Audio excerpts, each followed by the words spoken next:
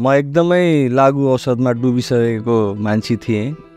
अब लागु औषध मैले खान छोडेँ। सन्तरामपालजी महाराजको शरणमा आइसकेपछि जति पनि मेरो भित्र भएको विकारहरू थियो त्यो सबै छुट्यो। मलाई लागु औषध खाँदा खाँदा दम पनि भइसकेको थियो, पेटको समस्या पनि भइसकेको थियो, पाचन क्रिया पनि खराब भइसकेको थियो, गेस्ट्रिक हुने, खान नरुच्ने अनि विभिन्न प्रकारको समस्याहरू उत्पन्न भइरहेको थियो। एउटा खाए एक चिजको दबाई खाए अर्को बिमार हुने, एउटा खाए अर्को बिमार हुने, कुनै प्रकारको पनि शारीरिक अवस्था धेरै अल्झिसकेको थियो मेरो।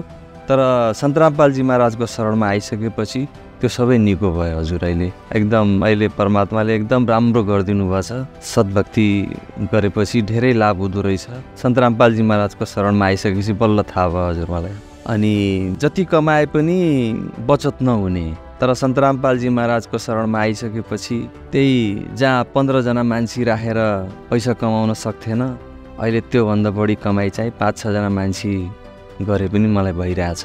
यो त बहुत ठुलो चमत्कार चाहिँ सन्तरामपालजी महाराजले मेरो लागि गरिदिनु भएको छ।